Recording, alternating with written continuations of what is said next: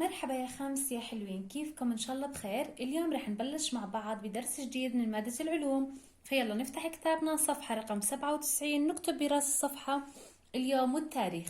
رح نحكي اليوم عن الصوت وخصائص الصوت. طبعا يا مس، الصوت بنتقل عنا عبر المواد. كيف يعني؟ يعني الصوت بنتقل عبر المواد الصلبة، عبر المواد السائلة، وعبر المواد الغازية. كيف؟ رح نتعرف هلأ مع بعض. أول شيء، يعد الصوت شكل من أشكال الطاقة. إذا الصوت اللي بينتج عن أي جسم، حتى الصوت اللي بيطلع منا إحنا بس نتحدث، هو شكل من أشكال الطاقة. وهذا الصوت عشان ينتقل بيحتاج لمواد ينتقل من خلالها. كيف يعني؟ يعني أنا هلأ بحكي، أنت سامعني. كيف انتقل الصوت؟ الصوت انتقل عبر الهواء مني إلك. انت وجنبك زميلك بيحكي معك، انت سامعه. كيف سمعته؟ لانه صوت زميلك انتقل عبر الهواء، يعني انتقل عبر مادة. فاذا الصوت ينتقل عبر المواد. طيب كيف بينتقل يا مس الصوت؟ بينتقل الصوت نتيجة حركة الجسيمات في الهواء. كيف يعني؟ طلعوا عنا هاي سماعة صوت بتطلع صوت، فرضنا قرآن أو درس إلى آخره. فالصوت بيطلع من السماعة لإذنك، أنت سمعت الصوت. كيف سمعته؟ الصوت يا مس انتقل عن طريق حركة جسيمات الهواء، يعني هو حرك جسيمات الهواء وانتقل لإلك، انتقل لإذنك. عن طريق شو؟ كيف حرك جسيمات الهواء؟ حركها على شكل إشي اسمه تضاغط وإشي اسمه تخلخل. التضاغط بتكون الجزيئات قريبة من بعضها البعض، أما التخلخل بتكون الجزيئات بعيدة عن بعضها البعض. فإذا يا مس، الصوت بينتقل عبر المواد. عندي هون انتقل عبر الهواء. كيف انتقل؟ حرك جسيمات الهواء. كيف حرك جسيمات الهواء؟ عن طريق تضاغط وتخلخل. فالصوت يعرف بأنه شكل من أشكال الطاقة بيحدث نتيجة اهتزاز الأجسام. تمام؟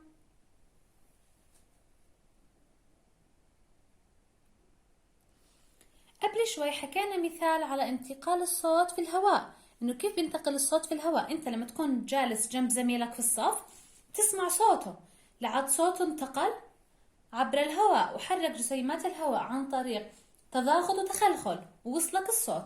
طب يا مس، الصوت بينتقل عبر الماء؟ بينتقل عبر الماء وبشكل جيد. كيف؟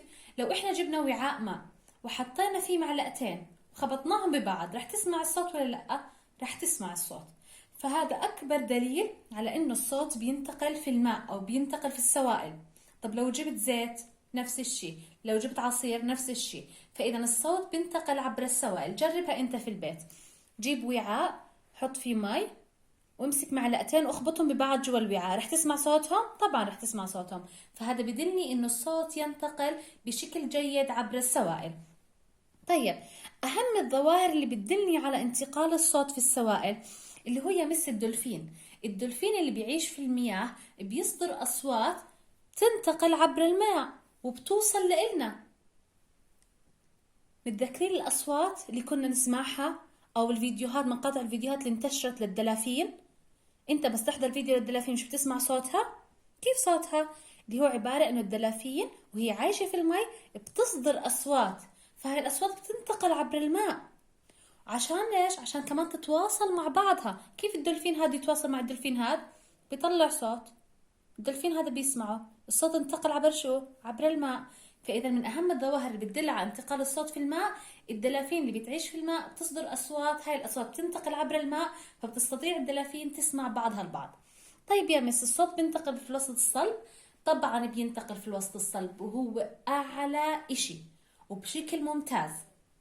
بينتقل عنا الصوت بوسط صلب. كيف يعني؟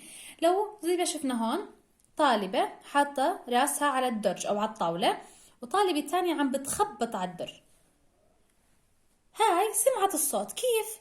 لأنه انتقل الصوت يا مس من مكان النقر، مكان التخبيط اللي هو على سطح الطاولة، لمكان الموجود فيه أذن الطالبة هاي. تمام؟ فأنت لو حطيت أذنك على الطاولة وخبطت في إيدك على الطاولة رح تسمع الصوت. ليش؟ لأنه الصوت بينتقل عبر المواد الصلبة. طيب أهم ظاهرة أو أهم تطبيق عمله الإنسان على خاصية انتقال الصوت في المواد الصلبة، أكبر مثال إنه الصوت بينتقل من جسم الإنسان لسماعة الطبيب. لما نروح عند الطبيب إحنا كيف بيسمع دقات قلبنا؟ بيحط السماعة أذنيه وبيحط الرأس الآخر من السماعة اللي هو زي قرص صلب على جهة القلب عنا، وبيسمع نبضات قلبنا. طب كيف سمعهم؟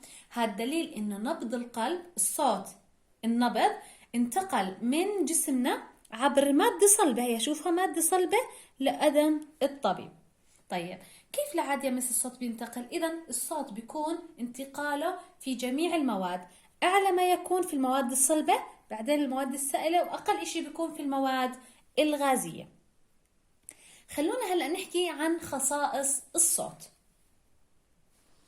طبعا يا مس بينتقل الصوت زي ما حكينا قبل شوي عبر المواد الصلبة والسائلة والغازية، بس ما بينتقل عبر الفراغ. كيف يعني؟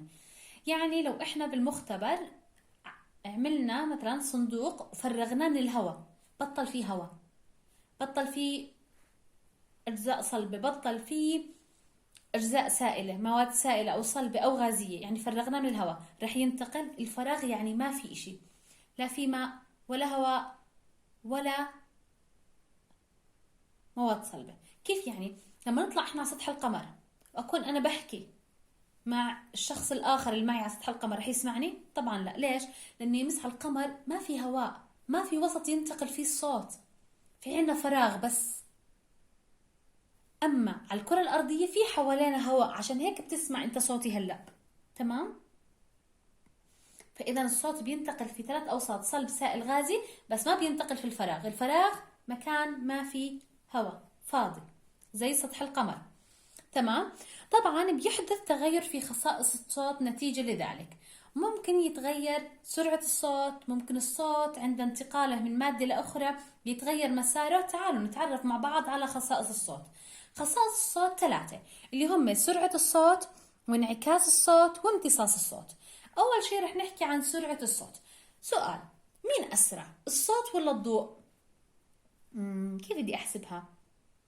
تعال، تعرفوا ظاهرة البرق والرعد اللي بتصير عنا بالشتاء، تمام؟ مين بنشوف أول؟ بنشوف الضوء ولا بنسمع الصوت؟ هلأ ظاهرة البرق والرعد بيصيروا بنفس الوقت، بيصيروا مع بعض بنفس اللحظة، بس إحنا بنشوف الضوء بعدين بنسمع الصوت. ليش؟ لأنه يا مس سرعة الضوء أعلى بكثير من سرعة الصوت. عشان هيك لو سألتك مين أسرع، الصوت ولا الضوء، رح تحكي لي الضوء. ليش؟ لأنه يا مس حسب ظاهرة البرق والرعد اللي إحنا بنشوفها في فصل الشتاء، هينا إحنا فصل الشتاء، انتبه هلأ لما تطلع على السماء، لما يكون في عنا برق ورعد، اطلع على السماء رح تشوف الضوء اللي هو البرق، بعدين تسمع صوت الرعد. ليش؟ لأنه يا مس سرعة الصوت أقل من سرعة الضوء، دايما سرعة الضوء أعلى. تمام؟ بالصفوف الجاي رح تاخد شو هي سرعة الضوء. معطيني هون جدول وحاكي لي هي سرعة الصوت في الهواء 343، سرعة الصوت في الحديد 5950، سرعة الصوت في الماء 1493. بيحكي لك وين في أي وسط كانت سرعة الصوت أعلى ما يمكن. واضح، 5950 اللي هي الحديد. لعاد الحديد إذن هي إيش؟ المواد الصلبة. طيب طالب مني أرتب الأوساط، إحنا شو حكينا أصلا بدون ما أطلع على القيم؟ أسرع إشي بيكون في المواد الصلبة اللي هو الحديد، بعدين المواد السائلة اللي هي الماء، بعدين أقل إشي في الهواء. فإذا رح يكون ترتيب الحديد أعلى ما يمكن، الهواء الماء، بعدين آخر إشي الهواء. لهون يا خامس انتهى الجزء الأول من درسنا. يعطيكم ألف عافية، بشوفكم الحصة الجاي على خير، بأمان الله.